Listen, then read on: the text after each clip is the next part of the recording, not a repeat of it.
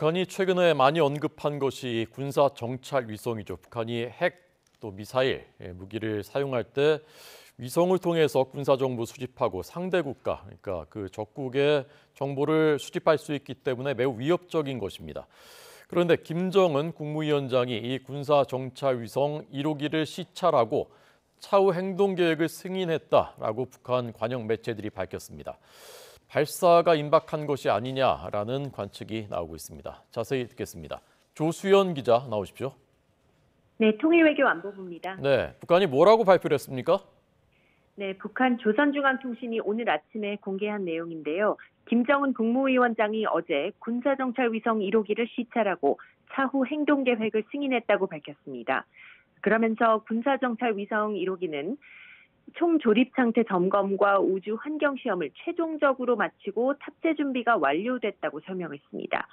발사를 위한 사업이 마무리를 뜻하는 결속 단계라는 겁니다. 앞서 북한은 지난달 제작이 완성됐다고 밝혔는데 이번에 탑재 준비까지 완료됐다고 하면서 발사 가능성이 커진 것으로 보입니다.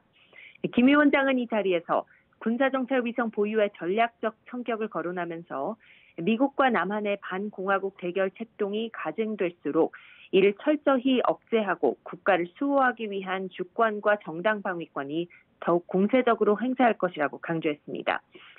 또 정찰위성을 성공적으로 발사하는 것은 안전 환경에 따른 절박한 요구라며 당과 정부의 최우선적인 국방력 강화 정책의 정확한 실천 과정인 동시에 나라의 우주, 군사, 과학기술 개발에서 뚜렷한 진일보라고 주장했습니다.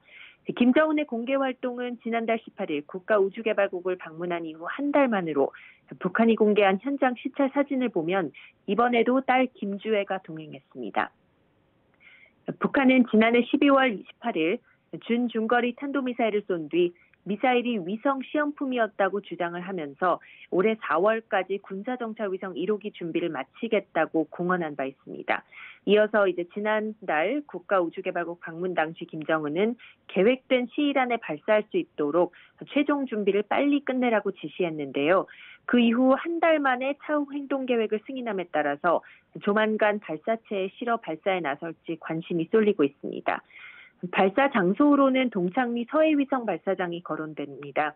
이와 관련해 미국의 소리 방송은 민간 위성 사진을 토대로 이 발사장에서 로켓을 최종 장착시키는 역할을 하는 이동식 조립 건물이 과거 해체 전 모습으로 복구됐다고 분석했습니다.